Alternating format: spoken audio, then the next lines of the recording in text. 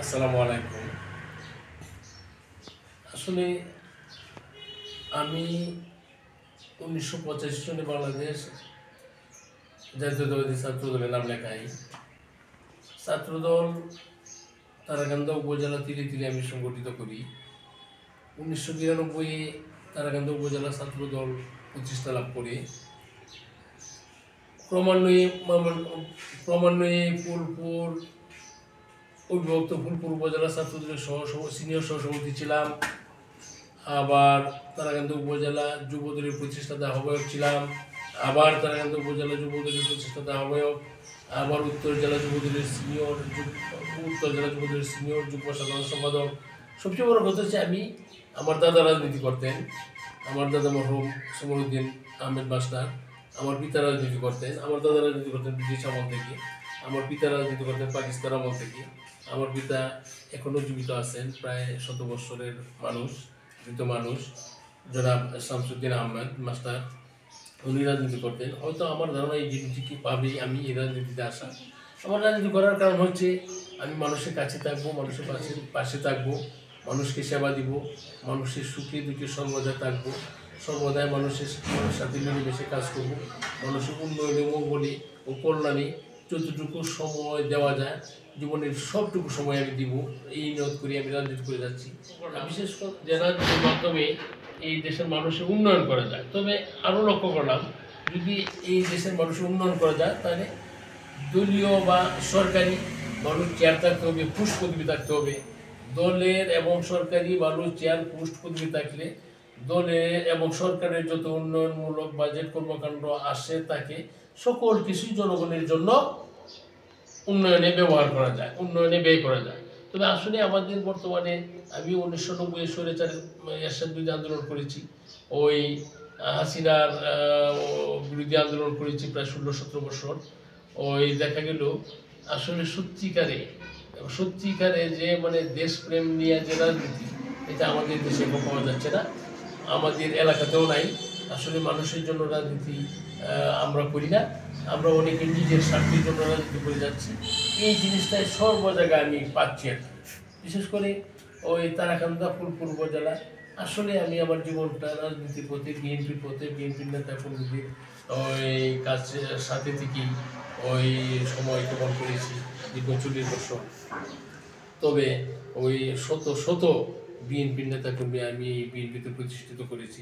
অনেক মেধাবী ছাত্র নেতা এই বিএনপিতে ছাত্রদের আমি ইনক্লুড করেছিলাম, অ্যাড করেছিলাম। বিএনপির অনেক নেতাকর্মী আমি অ্যাড করেছি। আসলে যারা উপরের পদগুলো ক্যারি করে তারা যে কী প্রকৃতির রাজনীতিটা করে এটা আমার মাথা ধরে না।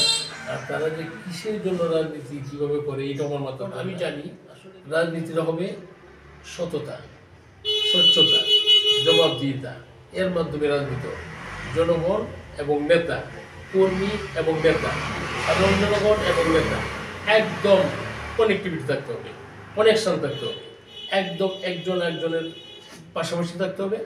একটা নেতা অন্যায় করতেই পারে, জনগণের কাছে তার জবাব দিতে হবে every moment, every day, every week. I hope that, আমি আশা করি। কিন্তু দেখা গেলে এখন নেতা যদি অন্যায় করে কর্মীরাও কথা বলতে পারে না, জনগণও কথা বলতে পারে না।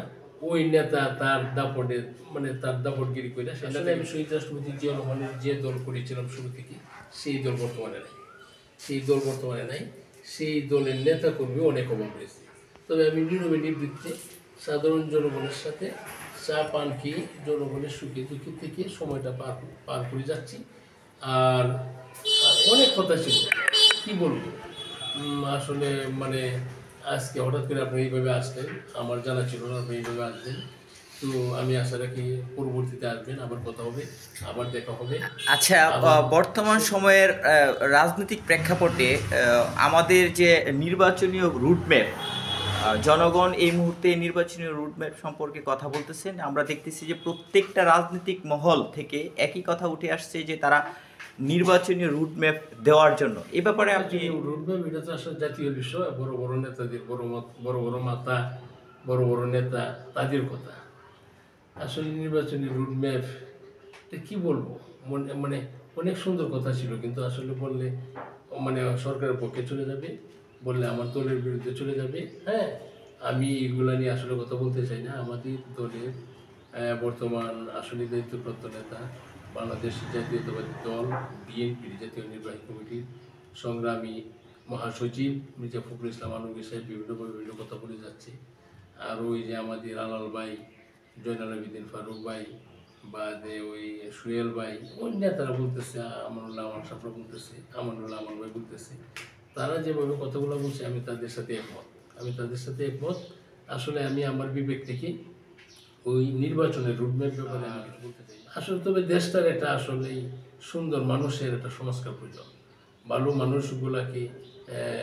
মানুষগুলাকে চিহ্নিত করে, খারাপ মানুষগুলোকে চিহ্নিত করে, ভালো মানুষগুলোর সম্মান যেন জনগণ বা নেতারা দেয় আর রাষ্ট্রও দেয়, আর খারাপ মানুষগুলোকে যেন রাষ্ট্র একটা সুন্দরভাবে তাদের সংশোধনের জন্য তাদেরকে বুঝিয়ে শুনিয়ে ধরে বা গ্রেপ্তার করে যাবাই হোক, খারাপ মানুষগুলোকে একটু সংশোধন করা প্রয়োজন। আর রাষ্ট্রের যে সমস্ত মনে করেন যে অফিস আদালতে একদম মানে ঘুষ, দুর্নীতি, স্বজনপ্রীতি বিভিন্নভাবে ভরে গেছে, এইগুলো সংস্কার তো প্রয়োজনই, এবং সংস্কার সরকার প্রয়োজন। এই সংস্কার আজীবন থাকবে। আমাদের দলও যদি কোনোদিন ক্ষমতা আসে, আমি আশা রাখবো আমাদের এই 18 কোটি মানুষের প্রিয় নেতা জনাব তারেক রহমান সাহেব যদি বাংলাদেশের প্রধানমন্ত্রী হয়, তার অধীনে সরকার গঠন হয়, তার কাছে আমার আবেদন থাকবে এই বাংলাদেশের প্রতিটা অফিস আদালত থেকে ঘুষ, দুর্নীতি, স্বজনপ্রীতি উৎখাত করতে হবে, এটা আমার আবেদন থাকবে। আর যারা আমরা রাজনীতি করি, দলের নেতা করি, আমরা যেন আসলেই মানুষের কল্যাণের রাজনীতি করি, মানুষের উন্নয়নের রাজনীতি করি, মানুষের ধ্বংসের জন্য যেন আমরা কোনো রকম পদক্ষেপ বা কর্মকাণ্ড না করি। এই হলো আমার মানে সর্বশেষ কথা। তো আমি আশা রাখছি সকলেই ভালো থাকেন। আর রমজান চলছে, আজকে হয়তো 13 তারিখ রমজানের, অতি তাড়াতাড়ি রমজান চলে যাবে। এই রমজানের শুভেচ্ছা রইল আমার পুরপুরতারান্দা সহ আসলেই কথা জাতীয় পর্যায়ে চলে গেছে, সারা বাংলাদেশের জনগণের প্রতি আমার এই পবিত্র রমজানের শুভেচ্ছা ও অভিনন্দন জানাই। পাশাপাশি ঈদুল ফিতর অতি সন্নিকটে। ঈদুল ফিতরের জন্য বাংলাদেশের সর্বস্তরের মানুষ, সর্বস্তরের মুসলমান জনগণ সুন্দরভাবে ঈদুল ফিতর উদযাপন করতে পারে, এবং ঈদুল ফিতরেরও আগাম শুভেচ্ছা অভিনন্দন জানাই।